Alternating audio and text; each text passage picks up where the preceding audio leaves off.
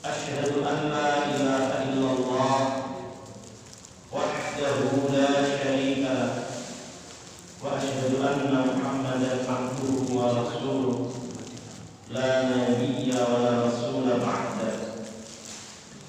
Allahumma salli wa sallim wa barik ala Muhammad.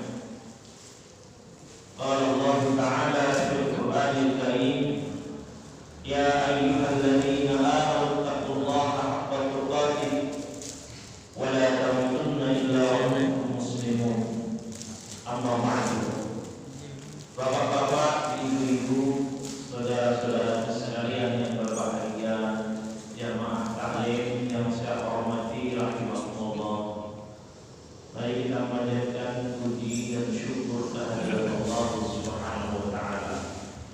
Salawat dan salam semoga tetap terlimpahkan kepada Nabi kita Rasulullah Muhammad sallallahu alaihi wasallam. Senantiasa kita berzikir, menyebut asma-asma Allah. Hanya dengan zikir hati akan menjadi tenang. Ala dzikrillahi tatma'innul qulub. Ingatlah, dengan berzikir kepada Allah hati itu menjadi tenang. Ketika hati bergejolak, yang mungkin karena keadaan, karena situasi, karena ujian, cobaan dan berbagai masalah, sesungguhnya yang meredam gejolaknya hati, gemuruh dan panasnya hati itu disiram dengan zikir, menyebut asma Allah, subhanallah, walhamdulillah, wa la ilaha illallah, wallahu akbar. Ketika diiringi dengan doa, maka ada doa yang akan mengeluarkan kita dari suatu masalah yang sangat berat. Jadi doanya Yunus yang sudah kita kaji dalam pembahasan tentang keutamaan doa akan menyelamatkan kita dari neraka, di mana siapa yang membaca doa Nabi Yunus, Allah akan selamatkan dia dari bahaya dan bencana apapun. La ilaha illa anta subhanaka inni kuntu minadh dhalimin. Nabi SAW menyebutkan, siapa yang banyak sekali masalahnya, sedih, resah dan gelisah, perbanyaklah membaca la haula wala quwwata illa billah. Tidak ada kekuatan kecuali atas kehendak Allah. Bapak Ibu jamaah sekalian rahimakumullah. Ada banyak peringatan-peringatan yang disebutkan oleh Nabi ketika manusia sudah mulai tergelincir dari jalan Allah. Nabi berikan nasihat tentang kematian bagi orang-orang yang hidupnya terlalu mengejar-ngejar dunia, bagi orang-orang yang ditipu dengan keadaan dunia yang sangat aneh. Karena manusia itu memiliki sifat disebut oleh Nabi tidak menyukai dua perkara. Satu, disebutkan bahwa manusia itu yakrahu qillatal mal wa huwa ahsanu lil hisab. Manusia itu yang pertama, dia tidak senang kalau hartanya berkurang. Itu sifat manusia. Yakrahu qillatal mal. Tidak senang kalau hartanya berkurang. Berarti sebaliknya, kalau hartanya bertambah, dia senang. Kalau berkurang, dia tidak senang. Padahal manusia itu yang diuji oleh Allah dengan qillatul mal, kurangnya harta, itu pertanda wa ahsan lil hisab. itu akan lebih baik bagi dia ketika hisab. Harta yang sedikit itu mempermudah proses di saat hisab. Maka berkurangnya harta itu justru pertanda hisabnya akan cepat. Tapi justru banyak orang yang tidak senang hartanya berkurang. Padahal itu tanda ketika berkurang harta maka akan lebih cepat dan lebih mudah, lebih baik proses hisabnya. Kiranya kalau ditanya kepingin tidak harta itu bertambah atau berkurang, maka banyak yang jawab lebih pilih ingin bertambah. Tidak ada yang jawab ingin berkurang. Padahal berkurangnya harta akan lebih cepat proses hisabnya. Apalagi kalau tidak punya harta sama sekali, lebih enak cepat hisabnya.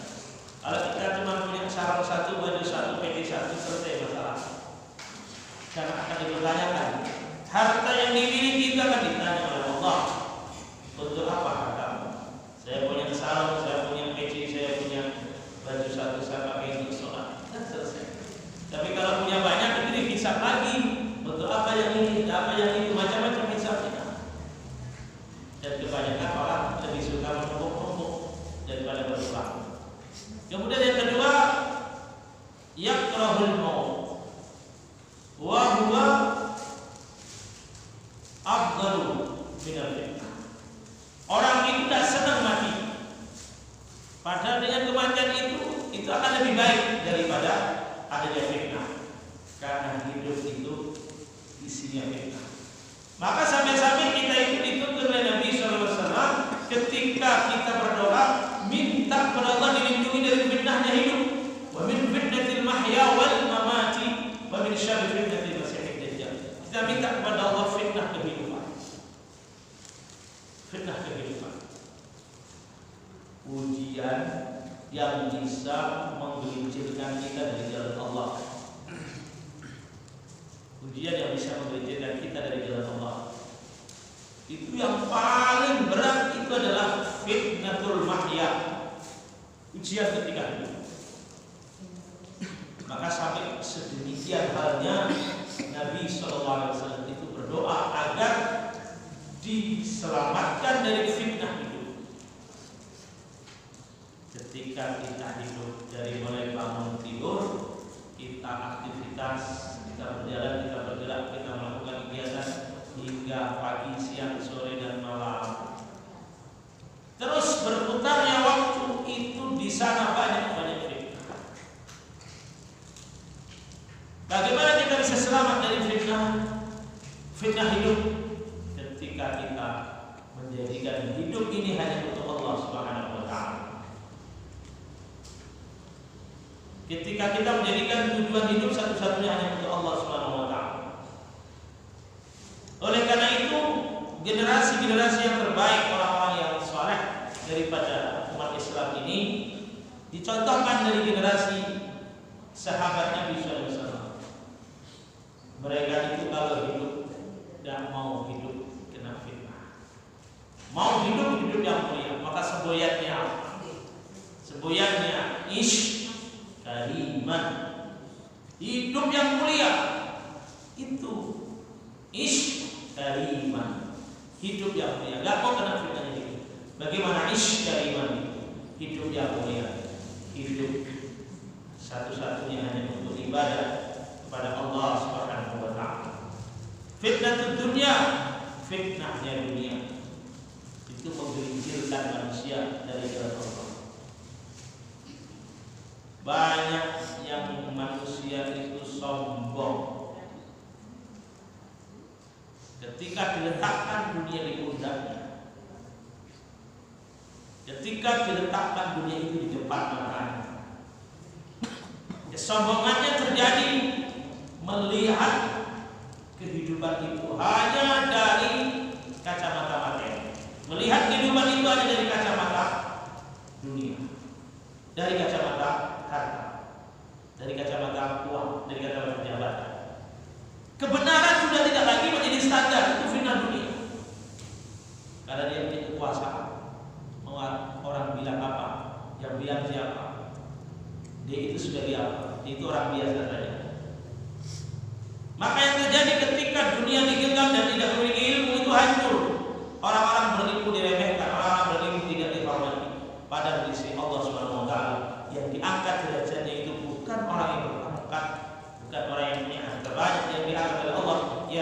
Yarfa'illahu alladziina aamanu minkum walladziina utul 'ilma darajat. Allah mengangkat orang-orang yang beriman di antara kalian, dan orang-orang yang berilmu dengan diangkat berderajat-derajat. Itu amanu, orang beriman, walladziina utul 'ilma, dan orang-orang yang diberi ilmu. Nah, orang yang sudah beriman dan diberi ilmu kemudian beramal saleh, itu hidupnya jadi mulia dan menikmati tempat-tempat yang dimuliakan oleh Allah. Di sisi lain, ketika orang yang memburu dunia itu, tempat-tempat yang dimuliakan Allah itu tidak menjadi tempat yang mengenakan, tidak menjadi tempat yang menyejukkan, tapi tempat yang menyumpahkan, tempat menjadikan dia itu tidak bisa bertahan lama. Apa tempat yang menyejukkan? Dikala sepertiga malam terakhir, saat orang sedang enak-enaknya tidur, melampiaskan enaknya tidur, tempat yang menyejukkan itu adalah dia bersujud kepada Allah, dia bersyukur pada Allah dengan nikmat Allah, bangun berwudu, mengangkat tangan Allah, dia rukuk dan sujud. Itu tempat yang paling indah, karena di saat itulah Allah mendengar munajat hambanya, Allah mengabulkan permintaan hambanya, Allah memberi semua yang diminta oleh hambanya. Itu tempat yang paling indah, tempat yang paling menyejukkan. Tapi itu betapapun sebenarnya sangat murah, tapi sangat berat daripada apa yang dilakukan oleh para pemburu dunia. Padahal jam 3 sampai waktu subuh, waktu yang istimewa itu, ternyata di dunia sana, di dunia kehidupan manusia itu, ada orang-orang yang sibuk dengan dunianya. Banyak sekali. Anak-anak muda itu ada yang tidur itu jam 5 pagi baru tidur, nanti sampai jam 5 sore baru bangun. Dari sore sampai malam itu dia cuma pegang yang namanya alat kecil semalaman sunyi. Di dunia sana yang kerja shift malam itu masuk jam 5 pulang, nanti jam 1 di shift lagi sampai pagi. Mereka kerja. Jadi nggak ada dunia mati, mereka dia diburu apa dunia. Sementara Allah pada saat seperti malam terakhir itu memberikan waktu kita yang paling indah, di mana Allah memberikan kesempatan bagi kita berkabung. Maka Allah jadikan jangan laila libasa, malam itu gunakan untuk istirahat. Allah menjadikan hidup itu begitu. Wa ja'alna laila libasa, jadikan malam itu sebagai tempat istirahat. Libasa itu pakaian yang menyejukkan dan bukan, sehingga kita bisa tenang. Itu malam jadi tempat untuk kita istirahat. Ketika malam sudah dibalik jadi tempat untuk kerja, itulah munculnya fitnah. Maka orang yang beriman yang menggunakan waktu oleh Allah dijadikan malam untuk istirahat, mereka istirahat. Malam itu dibagi untuk istirahat, tidur, kemudian bangun untuk sholat. Itu malamnya orang yang beriman. Tapi ke dunia ketika terjadi fitnah kan dibalik. Jadi siang malam itu tidak libasa, tapi siang malam kita hidup terus sehingga Allah dilupakan. Itu ketika sudah menjadi fitnah dunia. Tapi Allah menjadikan malam itu libasa, tempat istirahat. Itu normalnya dari Allah. Maka orang beriman itu menjaga malam dengan tidur dan bangun menikmati tempat yang indah dengan sholat tahajudnya. Itu orang yang beriman. Dan disunahkan oleh Nabi, malam itu tidurnya dijadikan lebih awal, tidak terlalu malam. Para sahabat menceritakan seperti Ibnu Mas'ud, kemudian Anas bin Malik, yang sering hidup bersama Nabi karena sering mengawal Nabi, itu mengatakan bahwa Nabi itu setelah sholat isya pulang itu istirahatnya sebentar dan tidur. Itu Nabi cara mengisi malamnya itu. Tidak pernah begadang, tidak pernah. Jadi setelah sholat isya pulang, kemudian cuma sebentar ngobrol-ngobrol dengan keluarga, terus cepat tidurnya. Nanti sepertiga malam terakhir bangunnya lebih awal. Jadi mengatur waktu malam itu tidak boleh banyak. Tidur sebentar, istirahat, malam bangun untuk sholat. Itu jadi tubuh itu segar fresh sehingga mudah untuk beribadah. Tapi yang sekarang ya kesibukan ada, tapi kesibukan yang lain-lain yang manfaat. Para ulama menyebutkan boleh saja kesibukan malam itu dilakukan, tapi kesibukan itu seputar urusan fisabilillah. Satu, boleh malam agak tertunda tidurnya kalau itu digunakan untuk talabul ilmi, untuk ngaji. Kajian boleh nambah ilmu. Yang kedua boleh untuk silaturahmi. Itu aja. Lebih daripada itu adalah untuk keluarga dan cepat tidurnya. Orang-orang beriman bisa menikmati malam yang di tempat-tempat ibadah. Karena ketika setan akan menggelincirkan manusia dari semua sisi, dari sisi kanan dan kiri, dari sisi depan dan belakang, satu arah yang tidak akan digelincirkan setan itu adalah arah atas dan arah bawah. Arah atas itu tauhidnya, bersandar yang manusia kepada Allah, hanya meminta kepada Allah dalam doa, mengadakan tangannya, kekuatan pasrah kepada Allah, dan arah bawah itu sujudnya kepada Allah. Karena apa? Setan itu kalau melihat manusia sujud menjerit, berteriak histeris. Kenapa? Itu satu perintah Allah yang dia membangkang, yang kemudian dia diusir dari surga. Itu iblis. Ketika diperintah sujud, dia itu enggan, dia membangkang. Maka ketika ada anak-anak Adam sujud, dia menjerit, teriak dia. Karena apa? Itu dosanya dia sampai dia diusir oleh Allah dari surga karena sebab dia nggak mau sujud. Maka manusia-manusia yang sudah jarang sujud dan meninggalkan sujud, apalagi itu manusia yang mudah digelincirkan oleh setan. Sebab setan itu menggelincirkan dari arah kanan, kiri, dari arah depan dan belakang. Dan kita bisa selamat ketika kita menggunakan arah atas dan bawah dengan kita tauhid dan kita banyak sujud. Kalau orang sudah tidak pernah sholat, itu perhatikan mesti hidupnya akan lebih kacau. Orang yang sudah tidak pernah sholat mesti akan lebih parah, lebih hancur hidupnya. Tidak ada baiknya dari sisi manapun kalau dia sudah tidak sholat. Mau dibilang baik dari mana? Perintah Allah ditinggalkan. Dan pasti dosanya lebih besar. Sebab orang yang meninggalkan doa itu sampai disebutkan dia itu celaka oleh Allah Subhanahu wa taala. Sampai wailun, celaka. Itu orang yang meninggalkan sholat. Dan dosa yang paling parah yang digemari iblis itu dosa itu. Maka kalau sudah tidak sholat, itu manusia sudah tidak akan ada baiknya. Jamaah sekalian Allah. Maka kemudian Nabi SAW mengingatkan manusia, menasihati manusia dengan cara ingat kepada kematian. Ingat kepada kematian itu jalan yang menjadikan manusia akan sadar betapa bahwa kematian itu datang dengan mudah, bahwa kematian itu begitu cepatnya dan tidak disadari. Maka manusia yang terlena itu diantaranya orang yang tahu bahwa kematian itu akan datang, tapi dia tidak siap-siap untuk menjemputnya. Nanti akan menyesal. Orang-orang yang beriman sudah siap menghadapi apa yang Allah kehendaki. Dan bahkan orang-orang yang beriman itu menjadikan maut sebagai peringatan untuk menyadarkan diri, kematian sebagai peringatan untuk menyadarkan diri. Orang yang beriman itu oleh Allah,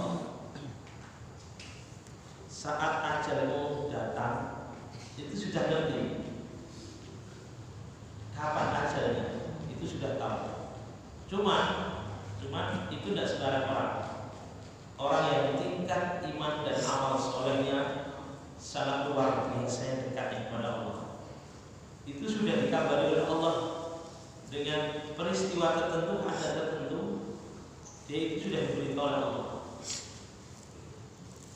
Rasulullah juga begitu. Rasulullah itu sudah tahu nanti hari ini saya akan meninggal. Sudah paham, sudah ngerti, maka sudah siap. Istrinya di sampingnya, kemudian sahabat-sahabat yang berada di sampingnya. Karena dia sudah menyampaikan, aku akan meninggal. Hari ini aku meninggal. Itu tahu. Dan para ulama seperti itu. Mereka tahu. Imam Syafi'i rahimahullah ta'ala itu beritahu nanti apakah sudah bersiap-siap dan minta untuk saudara-saudaranya pun diberitahu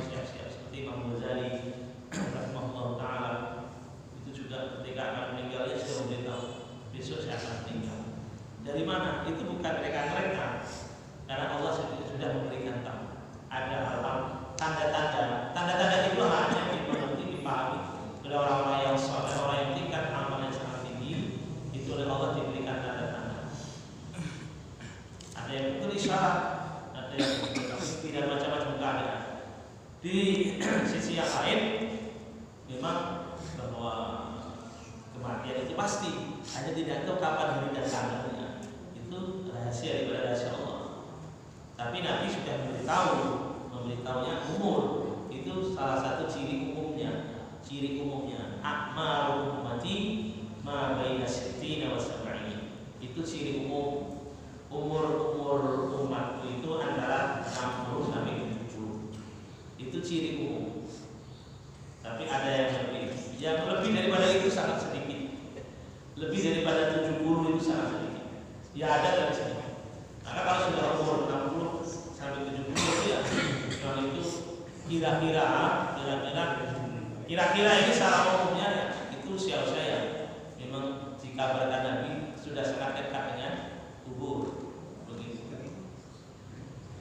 Itu lebih dekat dengan kubur, 60 ke 70. Jadi tinggal persiapan. Ya kira-kira saja tidak akan tambah lagi 50 tahun lah ya. Kalau umur sudah 70 itu kira-kira tidak akan tambah lagi 50. Tapi kalau yang umur 40 masih ada kemungkinan tambah 30 gitu. Ya. Yang sekarang umur 40 itu masih ada kemungkinan bisa dapat 30 tahun lagi karena memang antara 60 70. Tapi tidak tahu pastinya. Tapi kalau umur sudah 60 70 tidak mungkin tambah 30. Iya begitu. Itu kan ciri umumnya begitu. Jadi kalau umur sudah 60 70 itu umur yang Rasulullah. Jadi memang sudah lebih dekat dengan kubur. Yang masih umur 40 kira-kira 30 tahun lagi masih ada kesempatan. Secara umum, tapi ya kita kepercayaan juga bisa datang lebih awal. Putra-putra Nabi SAW itu tidak ada yang umur yang panjang, masih kecil tidak meninggal. Ada putra-putra Nabi. Nabi sendiri 60. Ya ada yang lebih, tapi nggak terlalu banyak. Maka itu menjadi peringatan dari Allah SWT. Di antara peringatan umum itu juga sudah banyak disebutkan di kitab-kitab para ulama yang memberikan pelajaran tentang harus semakin dekatnya kepada Allah. Di saat orang itu tubuhnya yang tadinya kekar dan kuat tiba-tiba menjadi lemah dan loyo, itu tanda pertama. Di saat biasanya bisa berjalan sekian ratus, bisa ngangkat beban, kemudian sudah mulai berkurang, itu tanda melemahnya. Itu tanda umur yang sudah semakin dekat.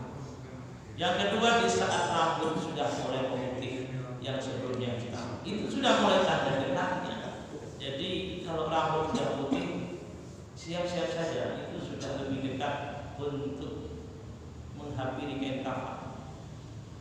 Kalau rambut sudah mulai putih, kalau rambut masih hitam, alhamdulillah itu masih bisa lama. Ya, rambut mulai masih hitam itu masih aman. Maka umur 80 masih hitam, masih bisa bertengger ya kan? Tapi sudah kalah umur. Lalu yang ketiga, yang sudah berkurang kesehatannya. Itu alamat-alamat. Maka yang ada hanya kala menjadi ucapan yang baik, yang dipersiapkan ucapan yang baik. Karena tidak tahu kapan Allah itu memanggilnya. Rahasia, tapi sudah ada tanda-tandanya. Tanda-tanda itu menjadi peringatan. Di dalam Sahih Imam Bukhari, hadis dari Abu Sa'id radhiyallahu taala anhu, bahwa Nabi sallallahu alaihi wasallam bersabda,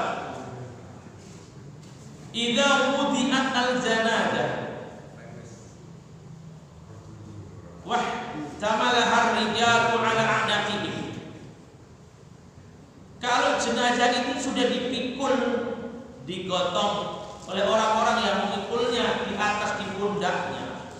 Kalau jenazah itu sudah ditaruh di atas pundaknya orang-orang mengikulnya, fa in kanat shalihatan qala, kalau jenazahnya itu jenazah orang yang baik, maka jenazah itu mengatakan, qaddimuni qaddimuni. Dia mengatakan cepat, cepat. Itu kira-kira kita nanti begitulah. Kalau jenazah itu saleh, orangnya baik, ketika dipikul orang di pundaknya akan dibawa ke kubur, itu bilang qaddimuni qaddimuni, cepatkan aku, cepatkan aku. Kira-kira nanti kita begitu enggak? Insya Allah ya. Normal. Kapan kira-kira? Jangan sekarang ya. Nanti dikirain kena colon. Dikirain kena colon. Jangan sekarang. Ya. Dan Allah mana kita tahu kita siap segalanya. Kita siap segalanya. Itu kalau jenayahnya orang yang baik-baik begitu dipikul mau dibawa ke alam kubur, itu bilang qaddimun cepat. Itu jamaahnya orang yang ahli salat. Jamaahnya orang yang ahli ibadah, orang yang selalu membaca Al-Quran. Jamaahnya orang yang selalu berzikir, banyaknya orang yang selalu bersedekah. Jamaahnya orang yang selalu berdakwah. Jamaahnya orang-orang yang selalu berjihad di jalan Allah Subhanahu wa taala. Qadimuni cepat. Lalu sebaliknya, wa in kanat ghairu salihatin. Kalau jenayah itu orang yang tidak baik, qalat ya wailaha, celaka katanya. Aina tadhhabuna biha? Kemudian dia bertanya, kamu mau membawa saya kemana? Yasma'u sautaha kullu syai'in illa al-insan. Teriakan jenazah yang dipikul. Kalau jenazah itu buruk, dia pembunuh, dia pemabuk, dia berzina, dia tidak pernah sujud, dia perampok, dia penjudi, dia koruptor, dia copet, dia maling, dia pendusta, pelaku dosa. Ketika dipikul dia teriak, celaka. Mau kemana kamu bawa aku? Katanya. Teriakan itu begitu keras dan didengar oleh semua yang ada di alam, illa insan, kecuali manusia yang tidak mendengar teriakan jenazah manusia. Maka kita bertanya, mana kok? Saya nggak pernah dengar. Kita nggak akan pernah dengar. Dan manusia memang ditutup telinganya dari mendengar peristiwa gaibnya orang yang dipikul di atas jenazah, orang yang dipikul di ujungnya. Kalau sekiranya manusia dengar, itu manusia baik semuanya, karena tahu gitu. Tapi kalau kemudian ada film yang menggambarkan jenazah dipikul kemudian tiba-tiba jatuh ke sungai misalnya ya, sudah terbang karena banyak hutang, tidak punya makan, terbang mencolok sendiri. Nah, itu film. Ya, TV kan ada, itu rahasia ilahi. Dan itu film. Tapi kalau memang ada kejadian seperti itu, ya bisa jadi Allah kehendaki menjadi pelajaran orang yang ada di situ. Bisa jadi. Walaupun film tapi bisa jadi pelajaran. Tapi nggak tentu begitu. Karena sesungguhnya teriakan itu tidak didengar oleh manusia. Walau sami'ahal insan la sa'iqa. Kalau manusia mendengar jeritan jenazahnya orang jahat ketika dipikul, dia itu pasti kelengar, pasti pingsan kalau dengar teriakannya. Pasti pingsan karena sangat dahsyatnya teriakan. Maka kita mohon kepada Allah, ya Allahumma rzuqna husnul khatimah. Ya Allah, berikan kami husnul khatimah. Di ahli jannah, kita termasuk daripada ahli jannah. Tapi yang kita harus melakukan amalnya ahli jannah, kita harus melakukan itu. Namun itu juga ada terjadi orang pikul jenazah ini berat, itu ringan, itu tidak tertanda-tanda. Bukan tanda-tanda, karena itu persoalan masalah berat badan ya. Kalau orang gemuk itu berat, wah ini jenazah berat ini, mesti orang itu pikul dosa nih. Nah, kalau orangnya gemuk mau gimana lagi? Ya, terus ditambah itu potongannya itu besi, yang ada ringan. Dia berat lah. Orang beratnya memang sudah 90 kilo atau 15 derajat. Wah ini orang kebanyakan dosa ini. Berat. Ini ringan, darahnya kecil memang ringan. Itu bukan pertanda. Jadi masalahnya baik dan tidak itu di amal solehnya. Itu di amal soleh. Maka Maka kita minta kepada Allah, Allah wujudna husnul khatimah. Ya Allah berikan kami husnul khatimah. Allah hawwin alaina fi sakaratil maut. Ya Allah berikan kepada kami kemudahan, keringanan di dalam keadaan sakaratul maut. Begitu Nabi SAW memberikan peringatan, jenazah itu sampai seperti itu. Kalau dia orang saleh, cepat pergi. Maka Nabi menyunahkan ketika pemakaman itu tidak boleh lama-lama. Begitu meninggal, Nabi perintahnya asri bil janazah, cepat-cepat lakukan urusan jenazah. Kenapa? Kalau yang soleh itu biar segera dimakamkan, ketemu nanti balasan kesolehannya. Kemudian kalau yang tidak soleh, biar kita lepas dari tak jauh dunia. Begitu. Yang mana ketika di dalam kuburnya itu sudah dikisahkan lama, kita sampaikan dalam kajian sebelumnya, sebelum peristiwa corona ini sudah kita bahas tentang jenazah yang berada di dalam kubur akan didatangi laki-laki yang tampan, yang jernih. Itu adalah jelmaan dari amal soleh dan menemani dia selama di dalam kuburnya. Kemudian ditanya oleh malaikat penanya kubur dan dimudahkan jawabannya. Itu yang baik. Orang yang tidak baik didatangi laki-laki yang buruk rupa, baunya busuk. Kemudian laki-laki itu membawa tongkat besi. Tongkat besi itu tongkat yang sangat berat. Sekiranya tongkat itu dipukulkan di atas gunung, gunungnya hancur dari debu. Nah itu nanti dipukulkan ke jasad manusia dalam kuburnya. Maka kita boleh itu semua dari apa yang terjadi jika kita dikehendaki oleh Allah, kembali kepada Allah, tidak dalam keadaan kita bermaksiat kepada Allah SWT. Maka kunci utama di sini adalah istiqamah. Jadi di sini adalah istiqamah, kita selalu menjaga apa yang kita lakukan dalam kebaikan. Kenapa? Al-insan mata ala ma'asya'in. Matinya manusia itu tergantung bagaimana dia hidupnya. Al-insan mata ala ma'asya'in. Manusia itu mati tergantung bagaimana hidupnya. Bagaimana hidupnya dia, itulah akhir hidupnya. Orang yang terbiasa dengan kesalehan, ketika orang itu sering menyampaikan ceramah, khutbah, dakwah, banyak para ulama itu yang meninggal ketika sedang khutbah di atas mimbar. Banyak sekali yang sedang khutbah di atas mimbar, sedang mendampingi, sedang ceramah. Kenapa? Mata ala ma'asya'in. Matinya sebagaimana dia hidupnya. Ketika sedang bergamping tiba-tiba terjatuh. Yang terbiasa dengan membaca Al-Quran, mata ala ma'asya'in, mati sebagaimana dia hidupnya ketika sedang membaca Al-Quran. Dan Nabi SAW berkata, fa inna manzilataka akhir ayatin taqra'uha. Sesungguhnya kedudukanmu, martabatmu itu tergantung di mana ayat terakhir yang kamu baca. Itu kedudukan manusia nanti di alam akhir.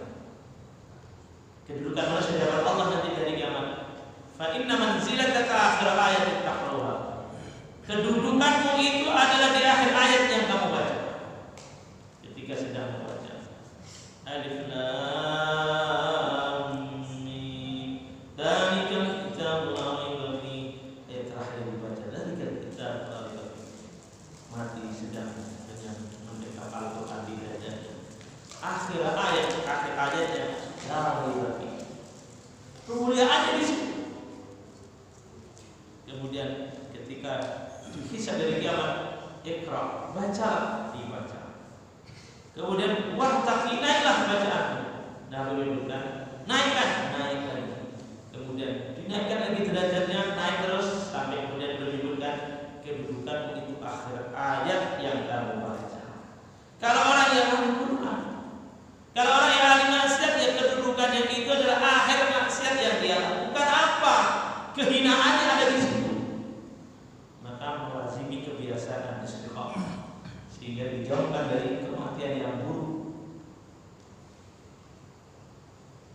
Melazimi kebaikan akan menjadikan kita diwafatkan dalam kebaikan. Melazimi keburukan maka akan mengakhiri akhir hidupnya di atas keburukan.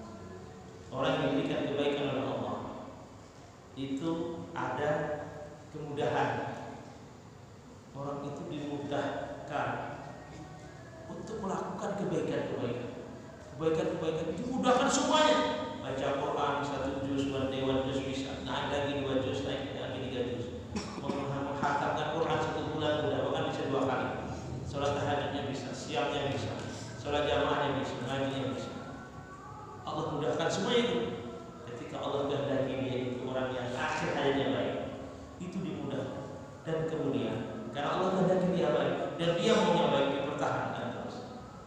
Kemudian Allah wafatkan di saat dia sedang melakukan kebaikan.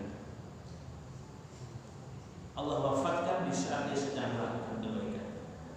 Itu namanya orang yang diberikan oleh Allah taufik, dimudahkan kebaikan-kebaikan, seperti seekor lebah yang mencari madu, dimudahkan untuk mendapatkan bunga ke bunga, sehingga terus mendapatkan madunya, bunga ke bunga.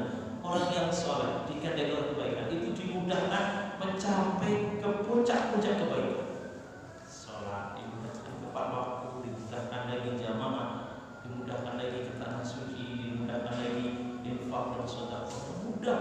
Jadi seperti lebah yang terus menyerap madu-madunya itu dari bunga ke bunga, sehingga hidupnya itu menjadi manis seperti lebah. Dan Allah kehendaki akhir hidupnya soleh, diwafatkan di dalam kesolehan yang biasa dilakukan. Itu yang namanya taufik, dimudahkan untuk melakukan demi kebaikan, kebaikan demi kebaikan. Terus dijaga, kemudian Allah semakin mudahkan. Tidak ada celah untuk meninggalkan kebaikan. Allah wafatkan di situ. Itulah yang namanya taufik. Sementara ada orang yang menggotong jenazah, memasukkan jenazah yang mengkafan, dia lihat persis peristiwa kematian, kecelakaan bulan di mana terjadi, tapi dia nggak merinding sama sekali, nggak takut sama sekali, lagi-lagi juga dia masih maksiat lagi, padahal detik-detik sekarangnya orang itu di hadapan matanya. Ini orang yang tidak mendapatkan taufik. Kematian di pangkuannya, melihat bagaimana detik sakaratnya, dia tahu persis bagaimana peristiwa kecelakaannya dia terjadi di manusia akhir hidupnya seperti apa, tahu, tapi tidak menjadikan dia sadar dan soleh. Itu orang yang tidak diberikan taufik. Ada orang yang memang tidak mau, disuruh baca kalimat thayyibah, bang, la ilaha illallah, tidak mau dia. Bang, akhir hidupmu bang, mas akhir hidupmu bu, deh, baca la ilaha illallah. Tidak mau, tidak diberikan taufik oleh Allah. Kenapa tidak diberikan taufik? Karena pada saat itu memang dia tidak menempuh jalan yang bisa mengantarkan dia husnul khatimah. Jadi ketika dikasih air minum, dia mintanya bir, tidak minum aku bir. Dan ketika para tamu berdatangan pun dia minumnya bir, dan memang itu dia orang suka pesta bir. Tidak ada baiknya itu orang yang demikian. Jadi sampai akan matinya saja itu kalimat thayyibah berat. Mudah-mudahan kita dimudahkan. Mudah-mudahan dimudahkan ini kita diberikan thayyibah. Ketika dimudahkan sekarang kita pertahankan. Maka ada kisah seorang ulama itu memelihara burung. Dalam burung itu sampai burung itu bisa mengucapkan la ilaha illallah. Hebat. Apa itu burung, apa namanya? Nah, itu kan bisa la ilaha illallah, la ilaha. Itu kalau ngajar sering dibawa. Jadi kalau ngajar dibawa, di situ dia berzikir burung la ilaha illallah, la ilaha illallah.